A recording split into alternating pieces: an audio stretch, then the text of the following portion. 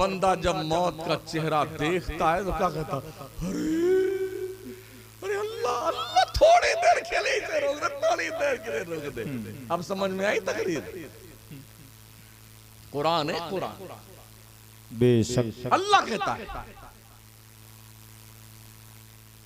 वअनफिकू मिम्मा रज़क़नाकुम मिन क़ब्ल अन यातिया अहदकुमुल मौत फयक़ूल रब्बी लौला अख़रतनी इला अजलिन क़रीब, थोड़ी देर के लिए रोक दे। अब तक क्या कर रहा है, किस लिए रोक दे? तो अल्लाह कहता, बंदा इसलिए कहता अल्लाह रोक दे इसको, मौत को, फ़असद्दक़, मैं खूब सदका कर लूं, नेक काम कर लूं, मस्जिद में पैसे दे दूं और मदरसे में दे दूं, खैरात कर लूं, नेक बन जाऊं। तो 70 साल तक घास छिलते थे, अब पल्ले पड़ी तुम्हारे को कि नेक काम करना चाहिए। अल्लाह वला युअख्खिरुल्लाहु नफ्सन इज़ा जाअ अजलुहा वल्लाहु खबीरुम बिमा तामलून। जब मौत आएगी तो एक सेकेंड न पहले आएगी न बाद में आएगी, अल्लाह तुम्हारे करतूत को जानता है।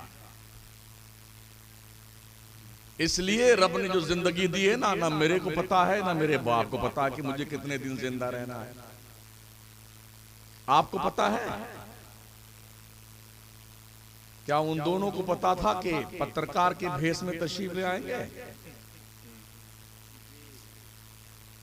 किसको पता है?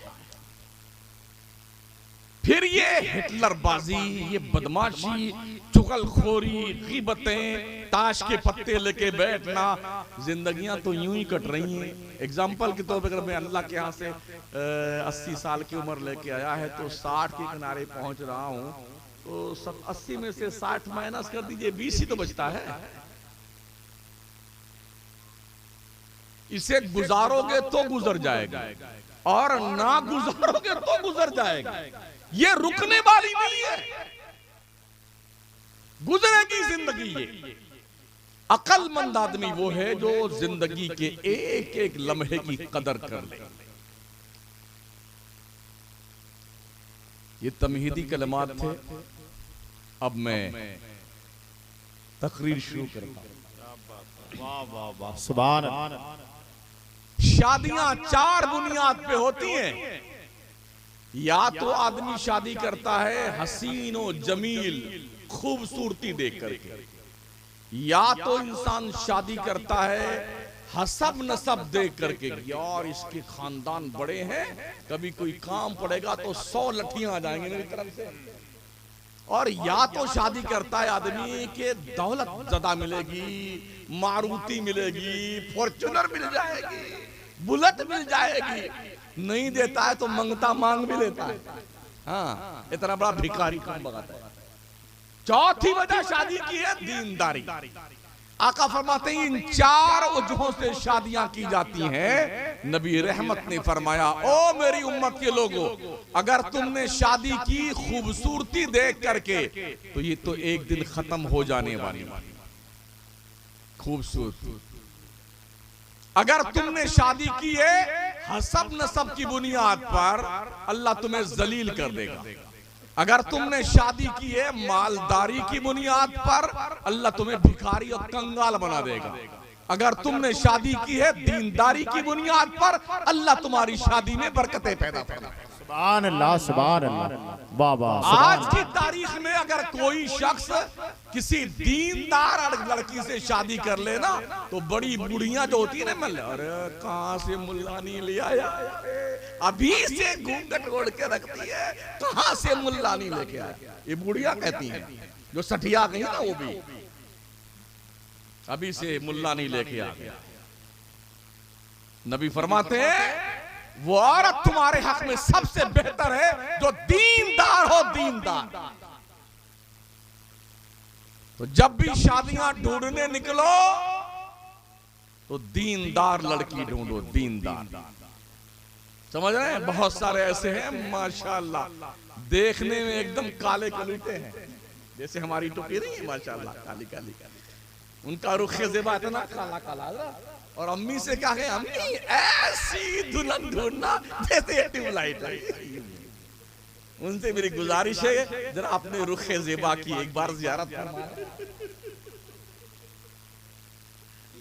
खुद तो काला कौवा है और दुल्हन ढूंढने निकला जन्नत की ओर ले आना।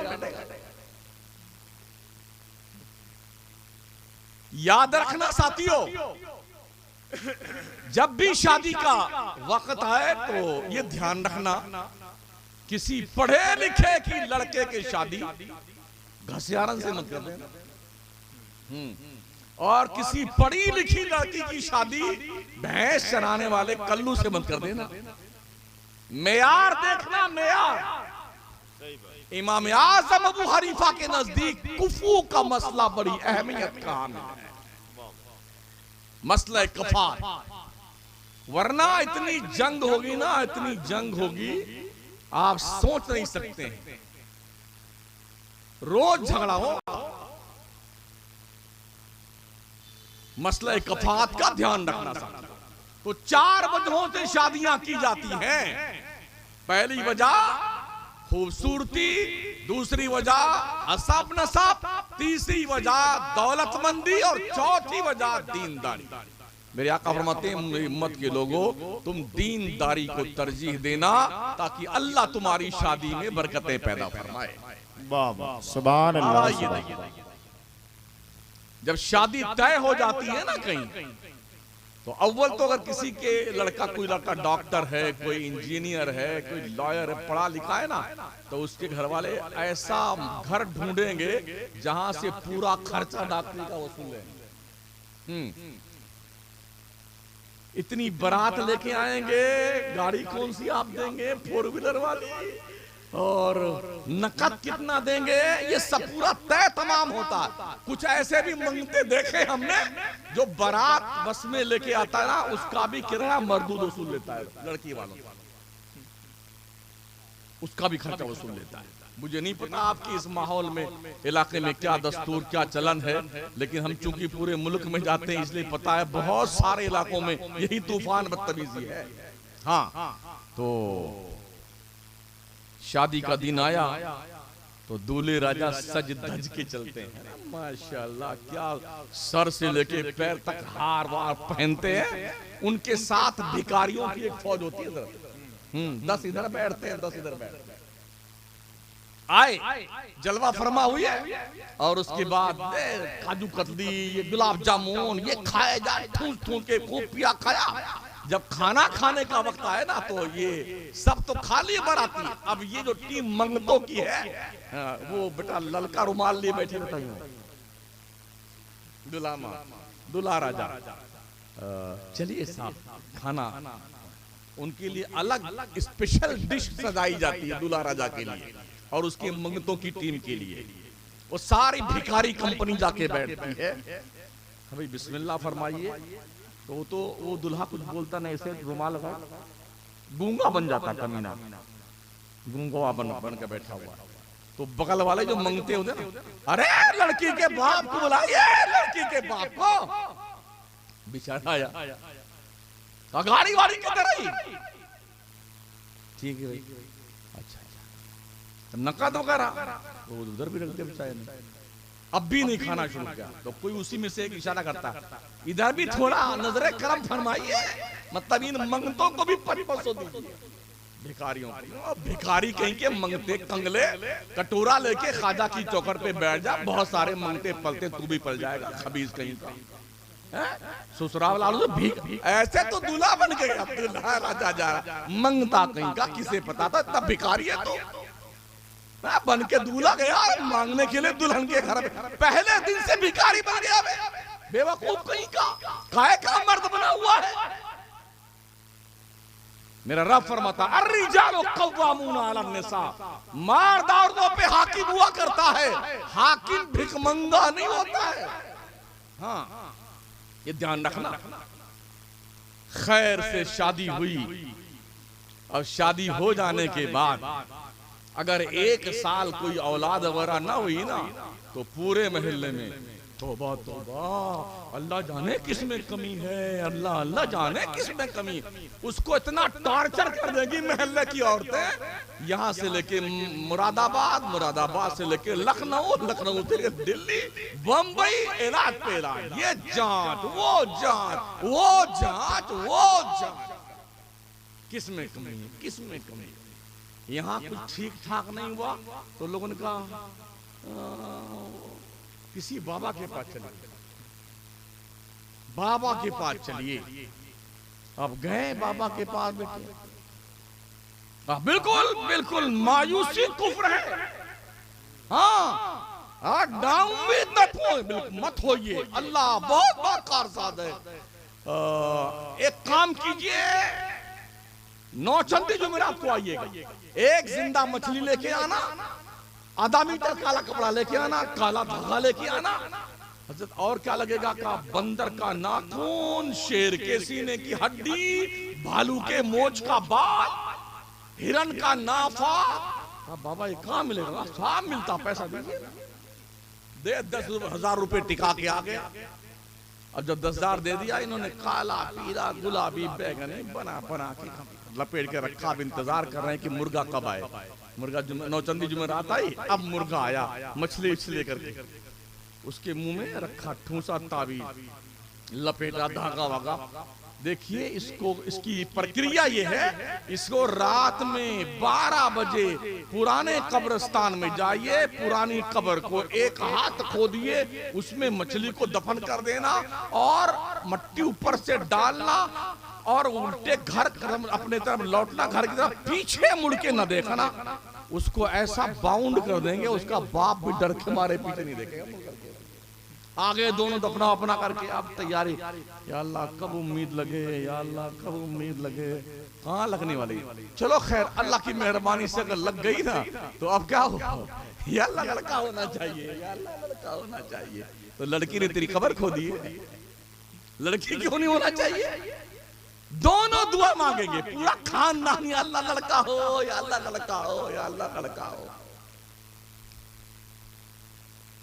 अच्छा ये भी हैरत है, अगर किसी के यहाँ लगातार 2, 3, 4 लड़कियां पैदा हो गई ना तो भी खैरियत नहीं है।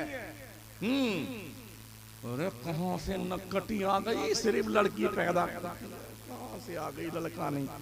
तो ये कोई लड़की लड़का औरत पैदा करती है।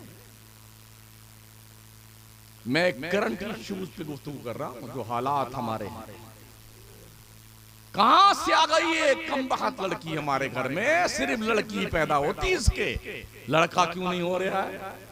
तो लड़की लड़का देना कोई औरत का काम है? आज अल्लाह से पूछ लेते हैं, अल्लाह बताता है यह बोले मैं यशाओ इनासा व यह बोले मैं यशाओ ज़ुकूर औ युज़ब्बिहुम ज़ुकरान व इनासा व यजअलु मैं यशाओ अक़ीमा। अल्लाह जिसे चाहता लड़का देता है, अल्लाह जिसे चाहता लड़की देता है, अल्लाह जिसे चाहता दोनों देता है, और जिसे चाहता कुछ नहीं देता है, बाज बना देता है। हमने देखा है साथियों, बड़े मालदार अरबापति खरबापति लंदन बर्तानिया कहां इलाज करा के आ गए, दुआ मांग मांग के थक गए, या अल्लाह कोई लूली लंगड़ी लड़की दे दे, कोई कानी दे दे, या अल्लाह कुछ दे दे। नहीं देना तो नहीं देना। और जिसके घर में खाने का वादा है, खाने का, रोटी मिली तो चटनी नहीं, बनिया ही नहीं मिली तो चटनी नहीं।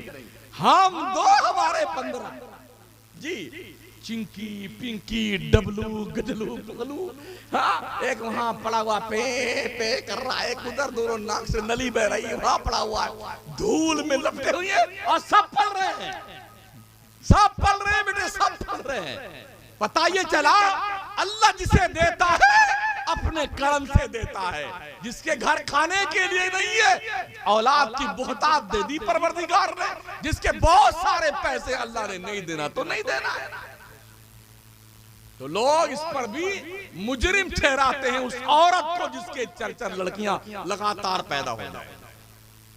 हमने देखा है ऐसे जोड़े को भी जिसके घर भर के लोग 4 लड़की हो जाने के बाद उसको कोसते कोसते अपने बेटे की बीवी को बिल्कुल बीमार कर दिया बेचारी को। हाँ तो मैंने कहां से आ गई लड़की लड़की पैदा कर दी, तो बीज तो तुमने डाले हैं, ये शोर नहीं आता है। मेरे नबी फरमाते हैं, अम्मा आयशा सिद्दीका बैठी हुई थी, आयशा जिसके एक बच्ची पैदा हो जाए ना, एक बच्ची, और उसकी पैदाइश पर मुंह न बनाए, ये भी अजीब पर मामला है। अगर लड़का है अंदर पेट में कोई है, मुन्ना जी है ना, यहाँ कोई मुन्ना तो नहीं है ना, हाँ, पहले वो लिंग परीक्षा हो जाता है, चुपके से पैसा ले लेते हैं बेटे डॉक्टर लोग और चुपके से कर लेते हैं कि अंदर जो है वो मुजक्कर है, लड़का है। तो पैदा भी हुआ नहीं, लड्डू पहले से बांटे जाते हैं, मुन्ना आ रहे हैं। अगर पता चल जाए कि अंदर कोई कनीज फातिमा है, पैदा होने के 6 महीने के बाद भी पता नहीं चलता कौन तशरीफ लाएगा, कौन तशरीफ। जब आप पूछेंगे ना, हाँ वो कनीज फातिमा, ऐसा लगा 100 जूता पड़ गया कम वक्त के चेहरे पे। नबी फरमाते हैं, जिसकी एक लड़की पैदा हो और उसकी पैदाइश पे उसका मुंह न लटके, खुश हो अल्लाह की रहमत के पाने पर, अच्छी तालीम और तरबियत दे और इज्जत से शादी करके रुखसत कर दे। आका फरमाते, आयशा मैं और उस लड़की के माँ बाप ऐसे रहेंगे हशर में जैसे ये 2 उंगलियां आपस में मिली हुई है। सुभान अल्लाह, सुभान अल्लाह। जिसकी 2 लड़कियां, उनके बारे में भी हुजूर ने यही फरमाया। अम्मा आयशा ने अर्ज की, या रसूल अल्लाह, जिसके कोई नहीं उसके बारे में क्या हुक्म है? आका फरमाते, आयशा जिसका कोई नहीं उसका मोहम्मद है। बेशक, सुभान अल्लाह। क्या करम मेरे मुस्तफा ने फरमाया है। मदीने शरीफ की आबादी में रात के अंधेरे में एक घर में उजाला दिखाई पड़ रहा था। मस्जिद नबवी के सहन पर बैठे हुए साहबा ने कहा, सुनो फला घर में बड़ी रोशनी पाई जाती है। हुजूर ने कहा, जाओ देखो, या तो कोई यतीम बच्चा उस घर में परवरिश पा रहा होगा या किसी बच्ची की पैदाइश हुई होगी। अल्लाह के रहमत के फरिश्ते वहां रहमतों की सौगात लेके आ रहे हैं। बच्चियों की पैदाइश पर मुंह टेढ़ा मत किया करो, ये अल्लाह की रहमत है। अल्लाह लड़का देता है या लड़की देता है, सब रब की नेमत है। आपकी जिम्मेदारी यह है, रब की नेमत पाने के बाद खुशियों का मुजाहरा कीजिए और ढंग से अपने बच्चों और बच्चियों की तरबियत कीजिए। दोनों को अच्छी तालीम दीजिए, लड़के को भी और लड़की को भी तालीम और तरबियत से लैस कीजिए। मगर ये ध्यान रहे, पहले दीनदार बनाएं अपने लड़के और लड़की को। हुजूर ने ये भी फरमाया है, तज़व्वजुल वदूदल वलूद फ़इन्नी मुकासिरुम बिकुमुल उमम। शादियां ऐसी औरत से करो जिसके ज्यादा बच्चे पैदा होते हैं। बहुत सारे लोग परेशान है कि मुसलमानों के यहाँ बहुत बच्चे पैदा होते हैं, बहुत पैदा होते हैं। ऐसा नहीं है भाई साहब, ऐसा नहीं। और एक ही नुस्खा हमारे पास में है, उस नुस्खे को अपना लिया जाए तो हमारे बच्चे ऐसे पैदा कम होंगे। हमने कई तकरीरों में कहा भी है, बड़े बड़े शहरों में, कि हम मुसलमानों को हमारी आबादी के हिसाब से नौकरी दे दो सरकारी। सुबह जाएंगे काम करने के लिए, शाम तक लौटेंगे, दिन भर थके हारे मेहनत करके लौटेंगे, आएंगे जल्दी खाना खाएंगे, चुपचाप सो जाएंगे। और अगर हमको सरकारी नौकरी नहीं दी तो हम अपनी फैक्ट्री में काम पे लगे हुए हैं, इतना प्रोडक्ट बाहर ले आएंगे कि दूसरे का पता ही नहीं चलेगा कहां गए। इतने लोग हैं। तो सीधी सी बात ये है, एक ये आरोप हमारे है कि मुसलमानों का 4 शादियां होती हैं। अच्छा, यहाँ कितने लोग बैठे हुए हैं, किसके पास 2 बीवी है किसी के पास? शायद पूरे गांव में नहीं होगी। हमें यार एक बीवी में तो दिन में तारे दिखाई पड़ रहे हैं। एक की फरमाइश पूरी नहीं होती है। 15-20 हजार 15-20 हजार 30 हजार 40 हजार तनख्वाह या कमाता आदमी ना, ये भी कम वक्त पूरा नहीं पड़ता, जरा पूरा नहीं पड़ता। एक बीवी में ये हाल है, अगर 2, 3 और 4 हो जाए तो फिर क्या हाल होगा। शौहर को 4 टुकड़े कर दिया जाएगा, हिस्सा बांट लो अलग अलग। जहां रब ने हुक्म फरमाया फनकिहू मा ताबा लकुम मिनन निसा मसना व सुलासा व रुबा व इन खिफ्तुम अल्ला तादिलू फवाहिदा, 2-2, 3-3, 4-4 निकाह करने का हुक्म तो दिया अल्लाह ने, साथ ही ये कैद और प्रतिबंध लगा दिया, अगर 2 बीवियों के बीच में, 3 के बीच में, 4 के बीच में इंसाफ नहीं कर सकते हो तो तुम्हारे लिए एक ही ठीक है। इसलिए आप जिस गांव का सर्वे करेंगे ना, अगर 1000 गांव का मुसलमानों का सर्वे करें, 1000 में कोई इक्का दुक्का मिलेगा जिसके 2 बीवियां। जी जी। वरना लोग सिंगल ही में इतना रोते हैं, आज क्रीम नहीं है, कल पाउडर नहीं है, वो पता नहीं क्या क्या सामान मार्केट में आ गया है, कम वक्तों ने निकाल दिया है कि बस वो धुन पे लगी हुई। एक दिन बाजार तशरीफ ले गई तो 5000 रुपए स्वाहा, कहानी खत्म, किसी के 1 महीने की तनख्वाह गुल। फिर कैसे कोई 4 शादी करेगा यार? ये हम पर आरोप है जो बिल्कुल निराधार है, कोई दम इसमें नहीं है। तो आका करीम के प्यारे दीवानों, जब बच्चा पैदा हो जाता तो सबसे मुश्किल घड़ी क्या आती है पता है आपको? पहला काम, अपने बच्चों का नाम अच्छा रखिए तो मौलवी की जान खाते हैं लोग। बच्चा आप क्या पैदा हुआ, आ गए मंजरी साहब के, आ गए तनवीर साहब के, हजरत ऐसा नाम बताइए, ऐसा नाम पूरे गांव में किसी का ना हो, एकदम लेटेस्ट, एकदम नया नया। बेचारे ढूंढ ढूंढ के थक जाते हैं, नया नाम मिलता ही नहीं है। हमारे पास भी बहुत आते थे तो हमने कहा अच्छा आ जाओ बेटा आपकी बताते हैं, एकदम लेटेस्ट नाम, ऐसा नाम जो पूरे शहर तो छोड़िए पूरे स्टेट में किसी ने नहीं रखा, पूरे जिला में क्या नहीं, पूरे मुल्क में, पूरी दुनिया में किसी ने नहीं रखा, एकदम नया नया नाम। तो बड़ा खुश हुआ कि माशाल्लाह, मजा आया। मैंने कहा सुनो, चूहा, बिल्ली, कॉकरोच, मेंढक, छुपकली, हजरत ये भी कोई नाम है? अल्लाह कसम अब तक किसी ने नहीं रखा है, एकदम लेटेस्ट नाम है। ये हालत हमारी है। मेरे नबी फरमाते हैं तुम्हारे घर में एक मोहम्मद नाम के 2-2, 3-3, 4-4 बच्चे हो, तुम्हारा क्या बिगड़ता है यार? मोहम्मद नाम के 2-4 बच्चे तुम्हारे यहाँ हो, तुम्हारा क्या बिगड़ेगा इसमें? और जिस दस्तरखान पर मोहम्मद नाम का बच्चा, अहमद नाम का बच्चा खाना खाता है, अल्लाह उस दस्तरखान का हिसाब नहीं लेगा। बेशक, सुभान अल्लाह। नाम ऐसे रखो अपने बच्चों और बच्चियों के, पता चले नाम से ही कि ये मुसलमान है, मोहम्मद का गुलाम सल्लल्लाहु अलैहि वसल्लम का है या कनीज़े फातिमा। ऐसे नाम रखो बच्चों और बच्चियों के साथ। जी जी। तीसरा ऑप्शन क्या है? बच्चों की अच्छी तरबियत की जाए।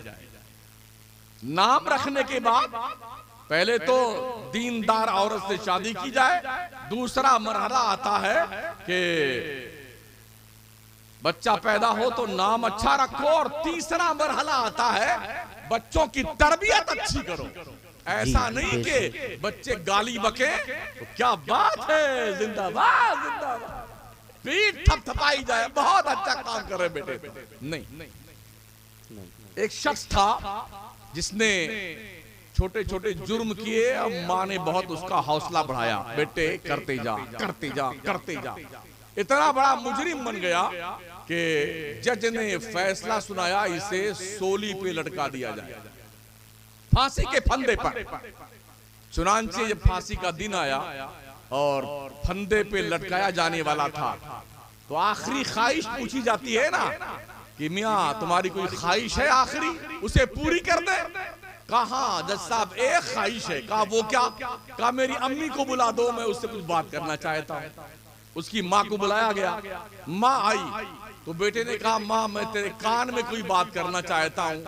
माँ ने अपना कान अपने बेटे के मुंह के पास किया, बेटे ने पूरा मुंह खोला और पूरा कान भर लिया अपने मुंह में, दबा के दांत से पूरा कान काट खा गया और जोर से चिल्लाई माँ, और पूरा हाल चीख उठा, ये क्या बदतमीजी है। कहा जज साहब चूंकि मैं फांसी के फंदे पे लटकाया जाने वाला हूँ, इस वक्त अपनी माँ को मैं यही सजा दे सकता था जो मैंने दे दिया। अगर मेरी माँ ने मेरी पहली गलती पर मुझे सजा दी होती, आज मैं इतना बड़ा मुजरिम बन करके फांसी के फंदे तक नहीं पहुंचता। मेरी माँ ने जुर्मों पर मेरी हौसला अफजाई करी है, मेरे गुनाहों की तारीफ की है, और आज मैं फांसी के फंदे पे लटक रहा हूं। पता ही चला। अपने बच्चों की तरबियत अच्छी करो। आपने सुना है, सुन लो, ज्यादा सुभान अल्लाह मत कहो, नेकी तो फरिश्तों को लिखनी है, ठीक है ना। बाबा फरीद का नाम सुना है ना जी। उनकी अम्मा ने अपने बेटे को कैसे दीनदार बनाया था, जी। जानते हैं ना। कहा बेटे नमाज पढ़ा कर, नमाज। कहा अम्मा नमाज पढ़ने से क्या मिलता है। कहा बेटे शक्कर मिलती है। तो शक्कर का लालच देकर के माँ ने अपने बेटे को अल्लाह की नमाज के करीब किया। बेटे को कहते बेटे वजू करके आ, इधर चुपके से पुड़िया बनाती शक्कर की और मुसल्ले के नीचे रख देती। बेटा आता, नमाज पढ़ता, मुसल्ला उठाता और शक्कर की पुड़िया मिलती और बड़ा खुश होकर इस तरह वो अल्लाह के करीब होते गए, करीब होते गए, करीब होते गए। एक दिन ऐसा आया कि जंगल में शिकार करने गए। जब जंगल में पहुंचे, नमाज का वक्त आ गया। माँ ने महसूस किया बेटा घर पे नहीं है, वो जंगल में शिकार पे गया है, नमाज का वक्त हो चला है, बेटा नमाज जरूर पढ़ेगा, लेकिन आज जब मुसल्ले के नीचे शक्कर नहीं पाएगा तो अब तक जो हमने चुपके चुपके बेटे के मुसल्ले के नीचे शक्कर की पुड़िया रखी है, आज हमारा राज फाश हो जाएगा। जी। माँ ने मुसल्ला उठाया, वजू किया, अल्लाह के दरबार में सर को झुका करके रो रो के दुआएं मांगनी शुरू की बेटे के लिए। माँ ने कहा परवरदिगार तुझे पता है मैंने अपने बेटे को तेरे से करीब करने के लिए, नमाज पढ़ने के लिए मुसल्ले के नीचे शक्कर बार बार की पुड़िया बना के रखा था। मेरे मालिक आज जंगल में बेटा मेरा शिकार को गया है, आज नमाज पढ़ेगा और शक्कर की पुड़िया ना मिलेगी तो तेरी बंदी का राज फाश हो जाएगा। माँ दुआ मांग रही थी, उधर जंगल में बेटा नमाज की तैयारी कर रहा था। कहा दोस्तों आओ नमाज पढ़ते हैं। दोस्तों ने पूछा फरीद से कि फरीद ये बता नमाज पढ़ने से क्या मिलता है। कहा यार शक्कर की पुड़िया मिलती है। कहा तो हम भी नमाज पढ़ते हैं। सबने वजू किया, सबने अपने अपने कपड़े बिछाए और नमाज पढ़ी। इधर माँ दुआ कर रही थी घर में रो रो करके। अब तक तो माँ ने शक्कर की पुड़िया रखी थी, आज अल्लाह ने हुक्म दिया फरिश्तों जाओ और हर नमाजी के मुसल्ले के नीचे तुम शक्कर की पुड़िया रखो। जी सुभान अल्लाह। तो बच्चों को नमाज के करीब करने के लिए माओ का ये किरदार होना चाहिए कि वो इस तरह से बच्चों के सामने ऑप्शन रखें। अगर तुमने नमाज की पूरी प्रक्रिया जान ली है तो हम तुम्हें ये गिफ्ट देंगे। अगर तुमने यासीन शरीफ याद करके पूरा सुना दिया तो तुम जो खाना बताओगे वो खाना हम तुम्हें खिलाएंगे, जो कपड़ा बोलोगे वो अच्छे से अच्छा कपड़ा लाके देंगे। इस तरह से हमें अपने बच्चों और बच्चियों को दीन के करीब करने की जरूरत है। लालच दे करके छोटी छोटी किताबें ले आइए मसले मसाइल की और बच्चों को दे दीजिए, इसके सारे मसले याद करके जबानी सुना दो तो हम तुम्हें ये इनाम देंगे। जी बेशक। और ये गुजारिश आपसे ये है अपने बच्चों और बच्चियों को मोबाइल मत दो। जी इनके हाथ में कलम लो, कलम जी कलम। ये बहुत अहमियत का हामिल है कलम। अल्लाह ने इसी कसम उठाई है, नून वल कलमी वमा यस्तुरून। कसम है कलम की, कलम जो कुछ भी लिखता है अल्लाह ने इसी कसम उठाई है। इस कलम में इतना दम है ना, अच्छे अच्छों को कहां से कहां पहुंचा देता है। जब तक कलम मुसलमानों के हाथ में था इस मुल्क पर 800 साल तक हमने हुकूमत की। दुनिया के 3 बर्रे आजम पे हमने हुकूमत की है। जब दुनिया के सारे लोग इल्म के मामले में जंगली जानवर थे, अंधेरे में भटकते थे, उस वक्त इल्म और शऊर का चिराग कहीं जलता था तो मुसलमानों के दहलीज पे जलता था। आज हम पढ़ते नहीं, वक्त ही नहीं हमारे पास में टाइम पास करने के लिए। वो गोटी खेलते हैं, 16 वाली कांटे वाली लकीर खींचते हैं ऐसे, क्या बोलते हैं उसको, मिलिया सेठ बोलते हैं। बेटा चलेगा अपने घर से सोचता हुआ, यहां खेलना है तो उस धुन में वहां पहुंच जाएगा आगे, फिर लौट के आएगा, अरे यहां खेलना।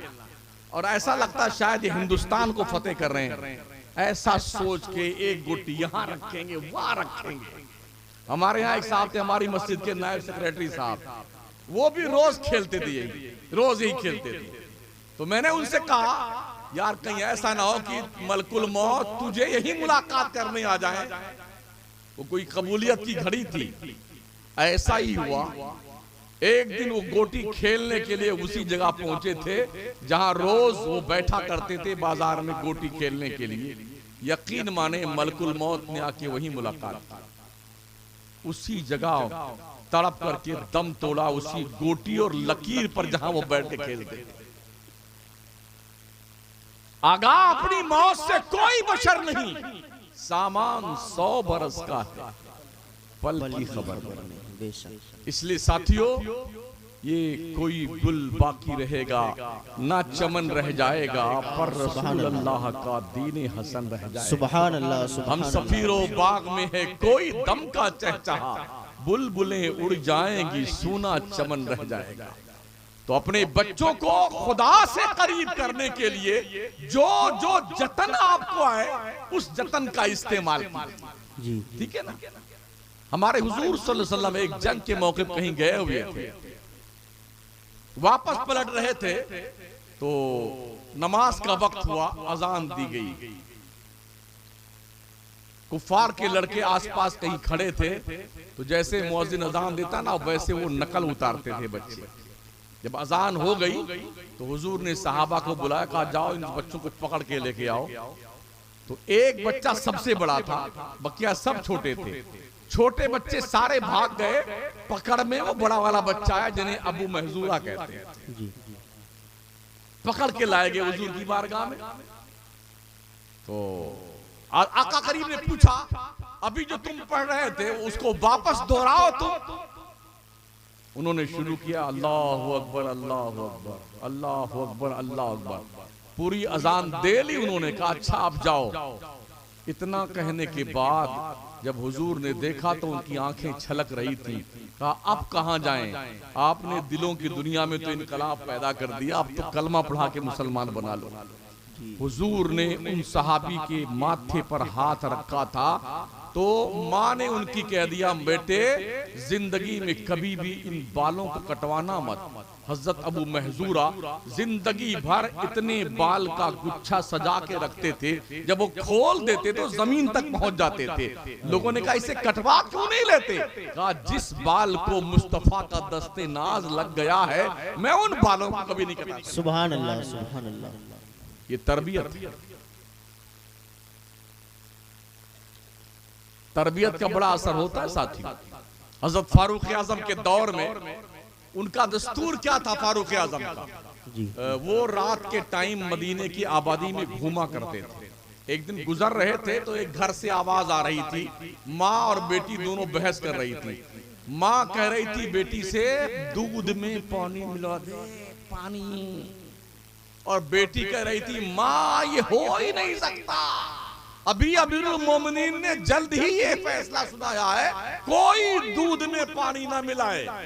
पहले लोग दूध में पानी मिलाते थे, अब लोग पानी में दूध मिलाते हैं। जी अजीब कंडीशन हो गई। इतना कमाने का शौक चर्रा गया है लोगों को, कितना कमा ले एक साथ में अरबपति खरबपति बन जाए। तो रात में जब वो देखा, उन्होंने सुना, कान लगा करके माँ बेटी जो बहस कर रही हैं। बेटी ने कहा माँ अभी तो फैसला सुनाया अमीरुल मोमिनीन ने। माँ ने कहा बेटी घर में उमर देखने थोड़ी आता है, जल्दी मिला दे इसमें। कहा माँ उमर ने अपने अब्बा का कानून नहीं बताया है, अल्लाह का कानून बताया है? और अल्लाह तो उजाले में भी देखता है, अंधेरे में भी देखता है ना माँ। उमर ने ये बात सुनी, अमीरुल मोमिनीन सरकार ने वापस आए, घर चिन्हित कर लिया था। सुबह का सफेद सहर नमूदार हुआ, आपने आदमी भेजे, जाओ दोनों माँ बेटी को बुला के लेके आओ। दोनों को बुला कर लाया गया।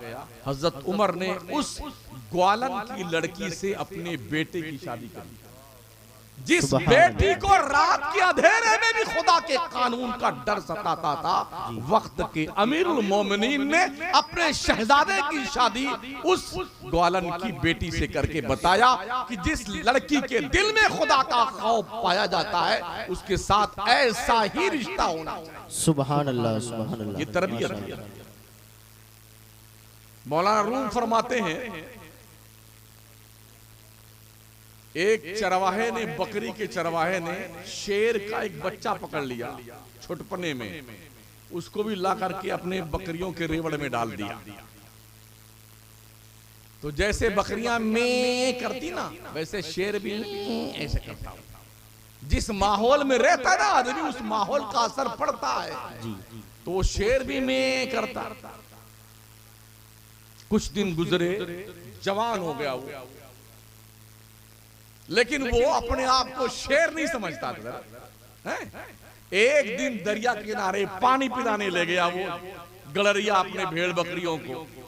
तो लाइन से सारी बकरियां, भेड़ें और वो शेर का जो जवान बच्चा हो गया था वो पानी पीने लगा। वो भी उसकी बिरादरी का कोई बुजुर्ग शेर अपोजिट साइड में पानी पीने आया था।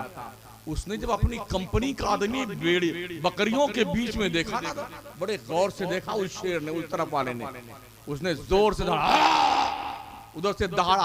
अपनी लैंग्वेज में उसने कुछ उसे बताया, यार तू उधर क्या कर रहा है, तू तो शेर है, बकरियों के बीच में क्या कर रहा है। इसने जब उसकी दहाड़ सुनी शेर की और उसकी लैंग्वेज की समझ में आई, तो उसने अपना चेहरा पानी में देखा, फिर बकरियों का चेहरा देखा। यार इनसे हमारी शक्ल नहीं मिलती है। उस शेर का शक्ल को देखा, फिर अपनी शक्ल देखा, फिर पानी में देखा। उसको एहसास हो गया कि मैं भेड़ बकरी नहीं हूं, मैं शेर हूं। जिस वक्त उसे ये एहसास हुआ कि मैं शेर हूं ना, एक झपट्टे में एक इधर पकड़ा गला, एक बकरी का इधर लेके हाथ दौड़ रहे। हमें भी एहसास होना चाहिए कि हम मुसलमान हैं। मौलाना रूम फरमाते हैं तुम्हें कब एहसास होगा तुम उनकी औलाद हो जिन्होंने 313 की जमइयत के साथ मक्का के बड़े कोहना मश्क लड़ाका लोगों को धूल चटा कर रख दिया। तुम्हें कब एहसास होगा? तुम्हें कब एहसास होगा? घास फूस खाने खाते खाते खाते तुम कैसे बिगड़ गए? तुमने अपने हाल क्यों बिगाड़ रखा है साथियों? माहौल का बड़ा असर पड़ता है। ऐसे ही एक बादशाह का शहजादा बच्चा पैदा हुआ तो बादशाह ने उस बच्चे को औरतों के बीच में रख दिया। वहीं पला बढ़ा जवान हुआ लड़का वो। उसे ये नहीं पता था कि मैं मर्द हूं। जैसे औरतें हाथ यूं हिलाती हैं वैसे वो भी यूं करता। अचानक एक दिन सांप निकला घर में, तो औरतें जोर से चिल्लाई, अरे सांप निकला, सांप, किसी मर्द को बुलाओ, किसी मर्द को बुलाओ। तो वो जवान लड़का भी क्या बोलता, अरे हाँ किसी मर्द को बुलाओ, किसी मर्द को बुलाओ। किसी औरत ने कहा आप भी तो मर्द है, आप ही लठिया उठा लीजिए। तो उसने कहा मैं मर्द हूं। कहा अरे फिर तो लाठी ला। फिर उसे एहसास हुआ और जमीर जागा कि मैं मर्द हूं। मौलाना रूम फरमाते हैं मुसलमान तेरा ज़मीर कब जागेगा? तू कब महसूस करेगा कि तू किसकी औलाद? तू कब महसूस करेगा तू जिनकी औलाद है उन्होंने दश्तो दश्त है दरिया भी न छोड़े हमने, बहरे जुल्मात में दौड़ा दिए घोड़े हमने, दी अजाने कभी यूरोप के कलीसाओं में, कभी अफ्रीका के तपते हुए सहराओं में। कब एहसास होगा आपको? और कब 6 आदमी जो नमाज पढ़ने वाले आपके मस्जिद में इशा में मुझे दिखाई पड़े, ये नमाजी कब बढ़ेंगे? इस गांव का नाम क्या है? पिलक जी, पिलक सराय। अल्लाह अकबर, पिलक सराय। अल्लाह अल्लाह, पिलक सराय। ओ पिलक सराय के लोगों, तुमको भी पिलक में लगा के चार्ज करना पड़ेगा क्या? सोचो सोचो, 100 बार सोचो यार। अल्लाह की रोटी खाते हो ना, इतना खूबसूरत चेहरा अल्लाह ने बनाया है। हमारा कोई एहसान था? एक तो ऐसे बहुत कम तशरीफ लाए हैं आप। हम एक जगह तकरीर करने गए थे, एक कमरे में तकरीर कर रहे थे 2 साल पहले। 5 मर्द थे, 2.5 औरतें थीं। खतीबे आज़म हिंदुस्तान शम्सुद्दीन कादरी, 5 मर्द और 2.5 औरत, मतलब एक बच्ची थी और 2 औरतें थी। इनके बीच में धुआंधार खिताब कर रहे थे। हाँ, तो वैसे भी आप लोग बहुत कम आए हुए हैं। आप कब जागोगे? अल्लाह ने हमें बहुत अच्छा पैदा किया। अल्लाह फरमाता या अय्युहल इंसान मा गर्रका बिरब्बिकल करीम अल्लज़ी खलक़का फसव्वाका फअदलक फी अय्यि सूरतिन मा शाअ रकबक। देख देख तेरे रब ने कितना अच्छा तुझे पैदा किया। बेशक। डॉक्टर फ्री ऑफ चार्ज जो गोली मिलती है ना गवर्नमेंट से, उसे भी पैसा लेके बेच लेता है। अल्लाह ने इतनी खूबसूरत आंखें दी हैं, यहां लगाई, यहां। अगर ये आंखें अल्लाह यहां लगा देता, कुछ कर सकते थे हम? अल्लाह ने इतना खूबसूरत पैदा किया। लक़द खलक़नल इंसान फी अहसन तक़वीम। ओ इंसान, हमने तुझे परियों से ज्यादा खूबसूरत पैदा किया है, गिलमान और हूर से ज्यादा खूबसूरत पैदा किया है। यकीन नहीं आता तो आईना सामने रख लो, अपने आप की जियारत फरमाओ और कुत्ता बिल्ली और भेड़ और खंजीर को देखो। आप अच्छे हैं कि कुत्ता अच्छा है? आप अच्छे दिखते हैं। जिस तरह ने आपको इतना अच्छा पैदा किया है, इतना खूबसूरत बनाया है, ये माशाल्लाह कश्मीर के सेब जैसा गाल शरीफ है और बाल, आंखें, पेशानी, दिगार, गुर्दा, कलेजी, अतरी, पचौनी, लबलबी और उसमें प्लाज्मा खून सफेद वाला और लाल वाला खून, उसमें बीपी की इतनी मिकदार और जी शुगर की इतनी मिकदार, थोड़ा आगे पीछे हो जाए तो डॉक्टर जिबा करता है उल्टी छुरी से। अरे हाँ, बहुत बीपी हाई, आप अटैक आने वाला ही है, आप मरेंगे तब मरे, लग गए लाइन में। अल्लाह ने सब सिस्टमेटिक हमारे वजूद में, आंखें यहां तो यहां, दिमाग, पूरे दिमाग को 365 नसों से बांधा है रब ने। एक डैमेज हो जाए एक नस, उसे कहते ब्रेन हेमरेज हो गया, गारंटी नहीं कि वो जिंदा रहेगा कि मर जाएगा। ये हमारी पलक है ना, ये आंखें, बस मैं खत्म कर रहा हूं। हाँ, ये पलकें ना हमारी दोनों आंखों की, हमारी ये पलकें खुलती कैसे हैं और बंद कैसे होती हैं? अपने आंख के इस पलक के बाल को पकड़ करके एक आंख खोल के शीशे में देखिए, इस पलक में अल्लाह ने बारीक बारीक नसें पैदा फरमाई, लाल लाल, कुछ नीली। जब ये सिकुड़ती हैं तो पलक खुलती है और जब फैलती हैं तो पलक बंद होती है। आज के 12 साल पहले मैंने यूरोप का एक लेख पढ़ा था, एक बंदे का, इत्तेफाक से बड़ा मालदार था वो, और उसके पलक की ये नसें फेल हो गई, दोनों पलक की, हरदम बंद रहती है, हरदम बंद रहती है। तो क्या किया उसने? एक मजदूर रखा कि रोज सुबह जब सो के उठता था तो उसकी पलकें खोल के यहाँ टेप चिपका देता, एक टेप इधर एक इधर, ताकि दिन भर अल्लाह की दुनिया देखता रहे चक्कर मकर। और जब शाम आए तो यूं टेप खींच लेता, बंद हो जाए, फिर सो जाता था। उसके एक दोस्त ने पूछा, यार ये बता तेरी जिंदगी की सबसे बड़ी ख्वाहिश क्या है? उसने कहा, सबसे बड़ी ख्वाहिश मेरी जिंदगी की ये है, काश कोई मेरी पूरी दौलत ले ले, अरबों खरबों, और मुझे अपनी मर्जी से मेरी पलकें खोलने और बंद करने का अख्तियार दे। इसकी कीमत का एहसास है आपको?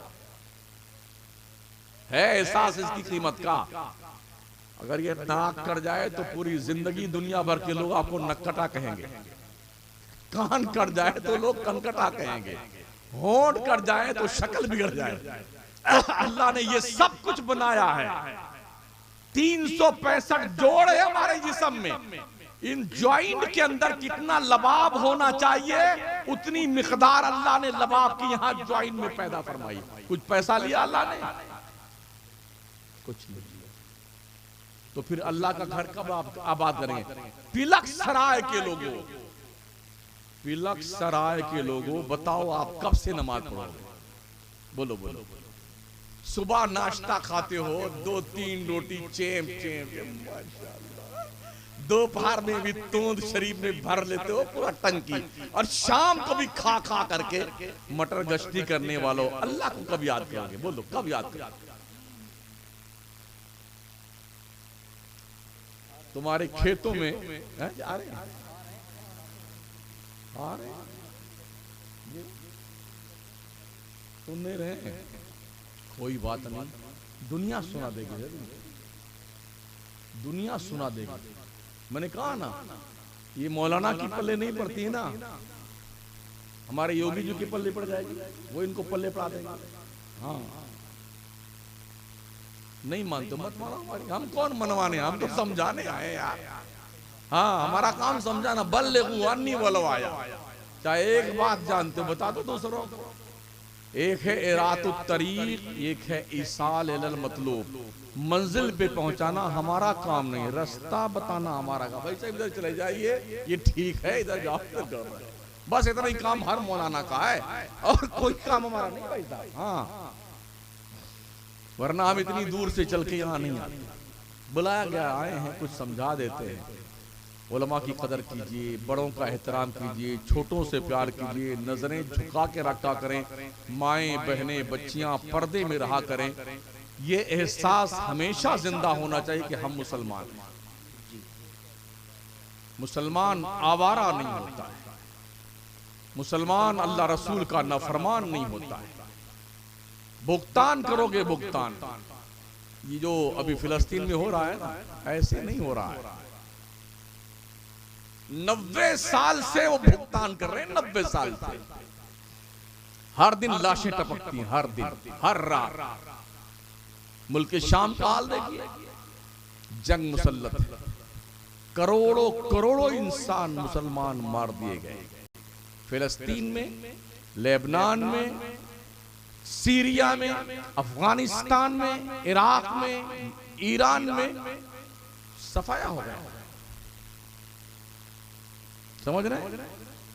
अभी रमजान शरीफ में किस तरह मारा है इजराइल। पूरी दुनिया के नक्शे पे सिर्फ 80 लाख यहूदी हैं, 80 लाख सिर्फ पूरी दुनिया में, और पूरी दुनिया में 2.5 अरब मुसलमान हैं।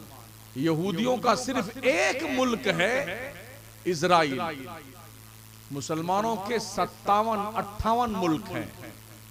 सब बेबस, लाचार, अय्याश, शराबी, झूठे, मक्कार, डकैत, बेईमान, हरामखोर। असर नहीं, दम नहीं, सब तबाह बर्बाद। 10 लाख मुल्क के शाम के बच्चे, यतीम बच्चे जिनके माँ और बाप को मार दिया गया, वो तुर्की में परवान चढ़ रहे हैं, तुर्की पाल रहा है। इससे पहले कि वो दिन आए कि आपके बच्चे भी यतीमी का दाग लेकर के घूमे, अल्लाह ना करे कि ऐसा हो, कम से कम अपना एहसास जिंदा कर लो। हम खुदा के बंदे हैं, हमें खुदा के बंदों से प्यार करना है और खुदा के कानून और अहकाम की पालना करना है।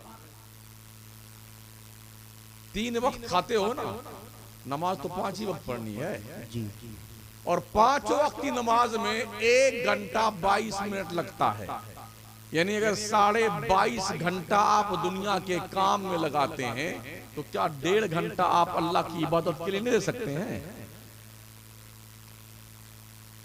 पढ़िए, दीन सीखिए।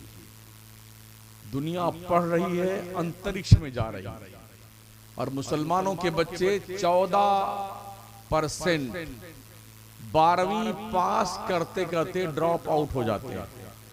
14%। कुछ तो इसलिए नौकरी तो मिलती नहीं, तो कौन पढ़ने जाए। इल्म नौकरी के लिए नहीं हासिल किया जाता, इल्म इंसान बनने के लिए हासिल किया जाता है। समझ रहे हैं? हाँ, इल्म सीखिए, धंधा कुछ भी कीजिए ना, आप रिक्शा चलाइए, गाड़ी चलाइए, हाथ गाड़ी चलाइए, ठेला चलाइए, केला बेचिए, इस्लाम मना नहीं करता। अमीरुल मोमिनीन हजरत उमर, हजरत अबू बकर मस्जिद नबवी के इमाम थे, और चादर अपने कंधे पे रख के मदीने के बाजार में बेचने जाते। इसमें शर्म क्या धंधे में? जो मुसलमान अपनी औलाद और बच्चों को, माँ को, भाई को, खानदान को हलाल रिज़्क खिलाने के लिए, किसी भी जलील जगह खड़ा हुआ धंधा करने के लिए अल्लाह उसे बख्शिश कर देता है। और आका फरमाते अल कासिब हबीबुल्लाह, मेहनत करने वाला अल्लाह का दोस्त है।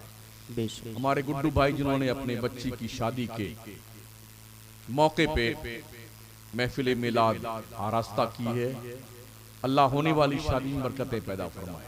आमीन। वैसे पूरे मुल्क में तो पहले लोग नचनिए नाचने आते थे, अब दोस्त नाचते हैं, जी डांस करते हुए आते हैं, ठीक है ना। औरतें भी ढोलक लेके बैठ जाती 3-4 रात। और किसी भी शेर को आप अगर बहर पे तौलना चाहे ना जी, उस बहर का नाम नहीं आने। अभी हम जयपुर में कहीं आ रहे थे ट्रेन पकड़ने के लिए, तो एक कोई ट्रेन चलाई हमारे प्रधानमंत्री महोदय जी ने, तीर्थ स्थल के लिए फला फला जगह जाओ तीर्थ यात्रा पे।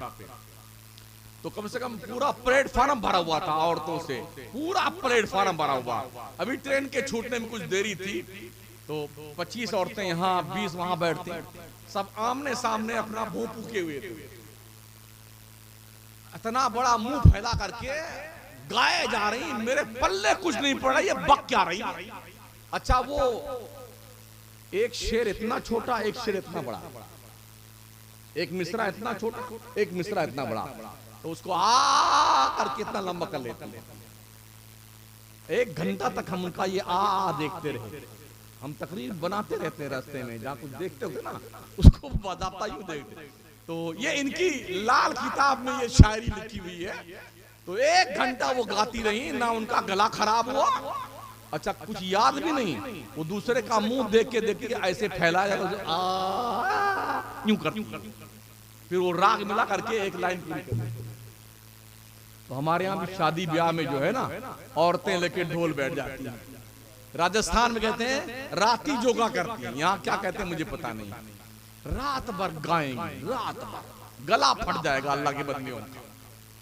खुशियों के मौके अल्लाह देना तो मुसल्ला बिछा के सजदे शुक्र अदा कर लिया। अल्लाह तूने ये करम किया है, खुशियों का मौका दिया मौला, इज्जत के साथ बच्ची की जिंदगी गुजारने, ये दुआ का मौका होता है। बस यही गुजारिश थी। दुनिया की सबसे कीमती चीज का नाम औरत है, नेक औरत जी।